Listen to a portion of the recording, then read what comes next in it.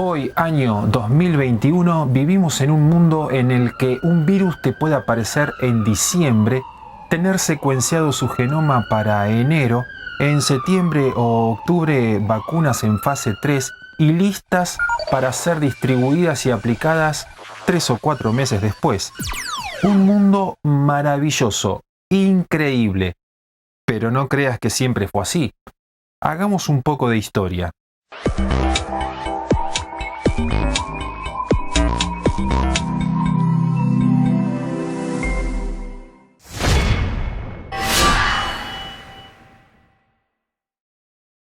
La palabra inmune proviene del latín immunis, que significa algo así como im, negación, munis, servicio público. Es un término que utilizaban los antiguos políticos, en este caso romanos, para hacer referencia a que ellos estaban exentos del servicio público, por ejemplo, del pago de impuestos. Sin embargo, esta palabra no fue utilizada para referirse a la capacidad de resistencia frente a la virulencia de un microorganismo hasta mucho tiempo después. Para comenzar nuestro relato, vamos a ubicarnos en el siglo XVII. En esta época estaba vigente la teoría miasmática de la enfermedad. En la mitología griega, la palabra miasma significa algo así como contaminación. Y en los siglos XVII y XVIII, grandes investigadores como el médico Thomas Sydenham y el químico alemán Justus von Liebig consideraban que las enfermedades como el cólera, viruela o sífilis eran causadas por gases tóxicos que se transportaban por el aire provenientes de la descomposición de materia orgánica. Esto posiblemente influenciado porque las grandes epidemias de la época solían aparecer y transmitirse en zonas donde la gente vivía en condiciones precarias de higiene y hacinamiento.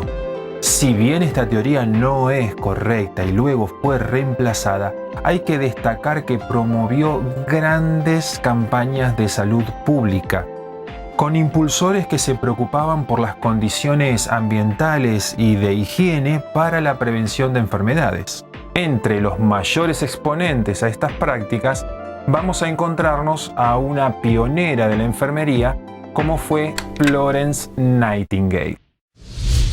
Les voy a contar una historia. A mediados del siglo XIX era sumamente arriesgado tener un hijo.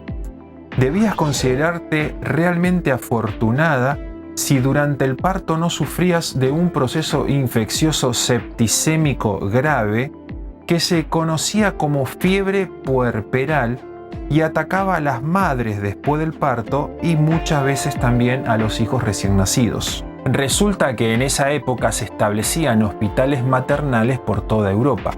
Particularmente en la maternidad del Hospital de Viena se establecieron dos clínicas. En la clínica primera moría por fiebre puerperal 1 de cada 5 mujeres, mientras que en la clínica segunda la recurrencia de casos de fiebre puerperal eran mucho más esporádicos. Esto se sabía, de hecho las mujeres preferían dar a luz en la calle antes que en la maternidad por el miedo que les provocaba la clínica primera. Decían que el parto había llegado de manera imprevista o que las había sorprendido camino al hospital. Hay que reconocer que en esas condiciones la incidencia de fiebre puerperal era mucho menor.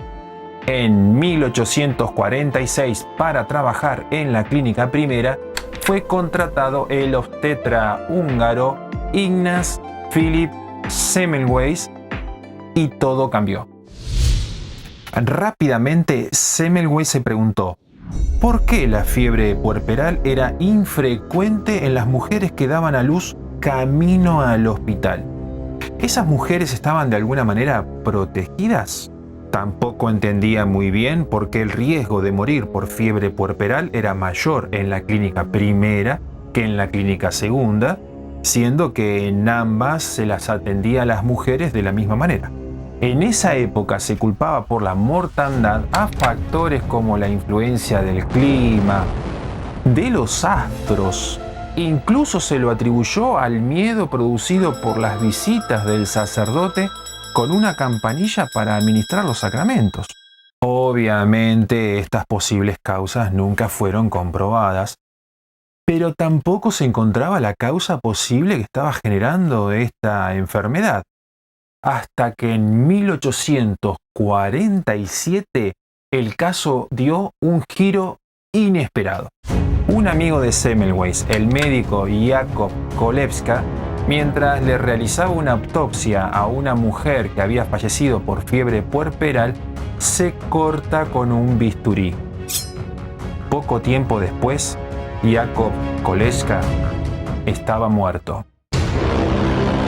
La autopsia de Kolewska arrojó signos compatibles con la fiebre puerperal.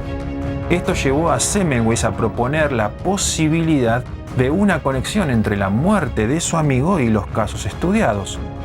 ¿Conexión por un bisturí contaminado?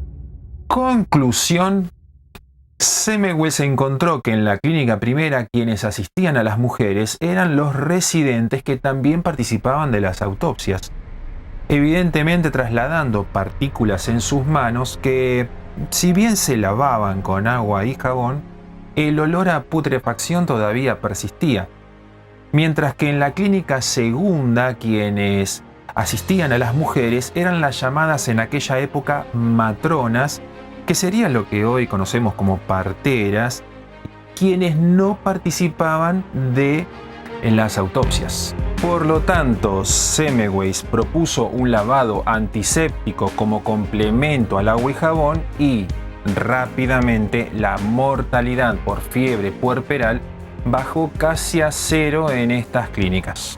Así se sentaron los cimientos de lo que luego se conocería como teoría microbiana de la enfermedad, haciendo foco en los microorganismos como causantes de las enfermedades transmisibles. En la misma época, en Inglaterra, John Snow, John Snow, ahora sí, contribuyó a la teoría microbiana cuando localizó el foco de un brote de cólera en un barrio londinense de 1854, en casas que obtenían su agua de la fuente de Broad Street.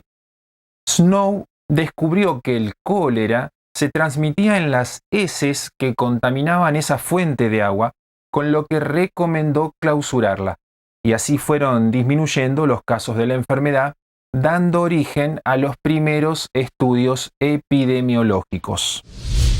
Más tarde, en 1882, el microbiólogo ruso Eli Mednikov paseaba tranquilamente por una playa.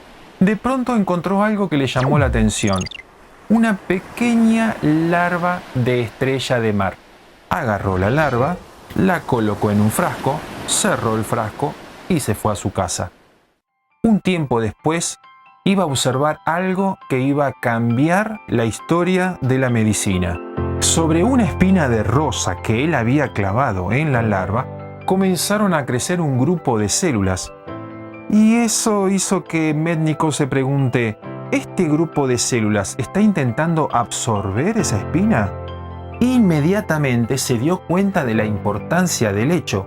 Las células se estaban preparando para defender a la larva de ese objeto extraño.